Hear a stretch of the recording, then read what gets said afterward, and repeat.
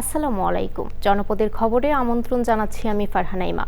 এখনকার সংবাদ আয়োজন একই সঙ্গে চ্যানেল আইয়ের ইউটিউব চ্যানেল এবং চ্যানেল আইয়ের ওটিটি প্ল্যাটফর্ম আইস্ক্রিনে লাইভ স্ট্রিম হচ্ছে। ইরান সহ মধ্যপ্রাচ্যে যুদ্ধের প্রভাবে দেশে জ্বালানি তেল নিয়ে ভোগান্তি কাটছে না। সাধারণ মানুষের আস্থা ফেরাতে নানা উদ্যোগ নিয়েছে সরকার। সারা দেশে অবৈধ মজুত নিয়ন্ত্রণ এবং নজরদারি বাড়াতে ভ্রাম্যমাণ আদালতের অভিযান বাড়ানো হয়েছে। প্রতিটি পাম্পে নিয়োগ দেওয়া হয়েছে সরকারি কর্মকর্তা। সিন্ডিকেট বা অনিয়ম আছে কিনা তা খতিয়ে দেখার নির্দেশ দিয়েছেন বিদ্যুৎ, জ্বালানি ও খনিজ সম্পদ মন্ত্রী রফিকুল বাশারের রিপোর্ট। দেশে জ্বালানি তেলের সংকট নেই, দাম বাড়ানো হবে না। সরকারের পক্ষ থেকে একথা বারবার জানানো হলেও মানুষের মধ্যে আস্থা ফেরেনি। মজুত চলছেই, ফিলিং স্টেশনে এখনও লম্বা লাইন, জ্বালানি ভোগান্তি নিয়েই চলছে যানবাহন। জ্বালানি তেল সরবরাহ ব্যবস্থায় স্বচ্ছতা নিশ্চিত করা, অনিয়ম প্রতিরোধ এবং মাঠ পর্যায়ে তদারকি জোরদার করতে বিভিন্ন উদ্যোগ নেওয়া হয়েছে। একদিনে 293টি অভিযান ও ভ্রাম্যমাণ আদালত পরিচালনা করা হয়েছে। এসব অভিযানে 78টি মামলার পাশাপাশি 3,15,550 টাকা অর্থদণ্ড আদায় করা হয়। জ্বালানি তেল মজুত প্রতিরোধ, বিপণনের শৃঙ্খলা রক্ষা এবং নিরবচ্ছিন্ন জ্বালানি তেল সরবরাহ নিশ্চিতে সারা দেশে 19টি ডিপোতে বিজিবি মোতায়েন করা হয়েছে। সিরাজগঞ্জের বাঘাবাড়ি তেল ডিপো পরিদর্শনে জ্বালানি মন্ত্রী ইকবাল হাসান মাহমুদ প্রতিটি পাম্পে নিয়মিত তেল পৌঁছানো নিশ্চিত করতে সংশ্লিষ্টদের নির্দেশ দেন। আমি শুনি না যে কোনো পাম্পে তেল যায় নাই, এই কথাটা যেন না শুনি। সে কীভাবে করবে সেই নির্দেশনাটা তাদের দিয়ে দিয়েছি, তারা এইটা পালন করবে এবং প্রত্যেকটা পাম্পে ঠিকমতো তেল যাবে। সিন্ডিকেট বা অনিয়ম আছে কিনা তাও খতিয়ে দেখতে বলেন মন্ত্রী। ডিপুতে সিন্ডিকেট কি কাজ করছে না কিনা সেটা দেখা, চোরাচালানি বন্ধ চোরা কারবারি বন্ধ করার জন্য আমি আসছি। দেশ জুড়ে জ্বালানি সরবরাহ ব্যবস্থাপনায় নজরদারি ও সমন্বয় জোরদার করতে প্রত্যেক পাম্পে একজন করে সরকারি কর্মকর্তা নিযুক্তের সিদ্ধান্ত নেওয়া হয়েছে। তারা প্রতিদিন তদারকি করে মন্ত্রণালয়ে প্রতিবেদন দেবেন। Rafiqul Bashar, channel I, Dhaka. 4 দিনের সরকারি সফরে নিজ জেলা পাবনায় গেছেন রাষ্ট্রপতি মোহাম্মদ শাহাবুদ্দিন। শনিবার দুপুর 12:40 বঙ্গভবন থেকে হেলিকপ্টারে পাবনায় শহীদ অ্যাডভোকেট আমিন উদ্দিন স্টেডিয়ামে পৌঁছান রাষ্ট্রপতি। তাকে ফুল দিয়ে বরণ করেন সংসদ সদস্য অ্যাডভোকেট শামসুর রহমান, শিমুল বিশ্বাস ও অন্যরা। পরে রাষ্ট্রপতি পাবনা সার্কিট হাউজে গার্ড অব অনার গ্রহণ শেষে স্থানীয় রাজনৈতিক ব্যক্তি ও সুধীজনের সাথে সৌজন্য সাক্ষাৎ করেন। বিএনপি নেতৃত্বাধীন নতুন সরকার গঠনের পর এটাই রাষ্ট্রপতির প্রথম নিজ জেলা পাবনা সফর।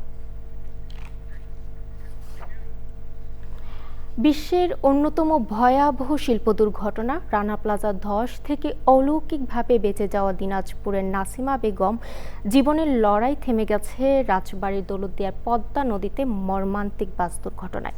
দিনাজপুর থেকে শাহ আলম শাহির তথ্য ভিডিও চিত্রে আল মুকসিদের রিপোর্ট। দিনাজপুরের পার্বতীপুরের নাসিমা বেগম 2013 সালে রানা প্লাজার ট্র্যাজেডিতে 3 দিন পর ধ্বংসস্তূপ থেকে উদ্ধার হন তিনি। তবে এবার আর বাঁচতে পারলেন না নাসিমা। স্বজন ও স্থানীয়রা জানান, স্বামীর মৃত্যুর পর 2 সন্তান নিয়ে ঢাকায় থাকতেন নাসিমা। কাজ করতেন একটি পোশাক কারখানায়। এবার ঈদুল ফিতরে রাজবাড়িতে ভাগ্নির বাড়িতে বেড়াতে যান নাসিমা। বুধবার বিকেলে নাসিমা তার ভাগ্নি জামাই ও তাদের শিশু সন্তানকে নিয়ে ঢাকায় ফেরার উদ্দেশ্যে বাসে করে রওনা হন। দৌলতদিয়া পাটুরিয়া ফেরিঘাট এলাকায় পৌঁছলে নিয়ন্ত্রণ হারিয়ে বাসটি পদ্মা নদীতে পড়ে যায়। ভাগ্নি জামাই আব্দুল আজিজ মাগরিবের নামাজ আদায়ের জন্য অজু করতে বাস থেকে নেমে যাওয়ায় প্রাণে বেঁচে যান তিনি। 6 ঘন্টা পর রাত 11:30টার দিকে নদী থেকে নাসিমা, তার ভাগ্নি ও ভাগ্নির সন্তানের মরদেহ উদ্ধার করা হয়। শুক্রবার জুমার নামাজের পর জানাজা নামাজ শেষে দিনাজপুরের পার্বতীপুর স্থানীয় পারিবারিক কবরস্থানে নাসিমাকে দাফন করা হয়েছে। নাসিমা বেগমের পুরো জীবন সংগ্রামের। 2013 সালে সাভারের রানা প্লাজা ধ্বংসের পর দীর্ঘদিন গ্রামে থাকলেও স্বামীর মৃত্যুর পর জীবিকার তাগিদে আবারও ঢাকায় পোশাক কারখানায় কাজ নেন নাসিমা। আল মুকসিদ, চ্যানেল আই। শরীয়তপুরে ৩৬ জুলাই স্মৃতিস্তম্ভে আগুন দিয়েছে দুর্বৃত্তরা। সামাজিক যোগাযোগ মাধ্যমে ছড়িয়ে পড়া ভিডিওতে দেখা যায় এক ব্যক্তি জেলা কেন্দ্রীয় শহীদ মিনারের পাশে জুলাই স্মৃতিস্তম্ভ আগুন দিচ্ছেন। পরে সরেজমিনে দেখা যায় স্মৃতিস্তম্ভটি কয়েক জায়গায় পোড়ানো হয়েছে, তবে কখন ঘটনাটি ঘটেছে তা জানা যায়নি। এ বিষয়ে আইনশৃঙ্খলা বাহিনীর সদস্যরা কোনো বক্তব্য দিতে রাজি হননি।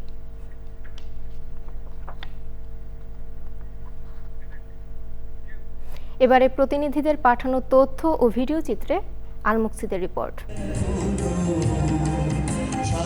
বগুড়ায় স্বাধীনতা ও ঈদ উৎসব উপলক্ষে দেশের গান আবৃত্তি ও চিত্রাঙ্কন প্রতিযোগিতা হয়েছে।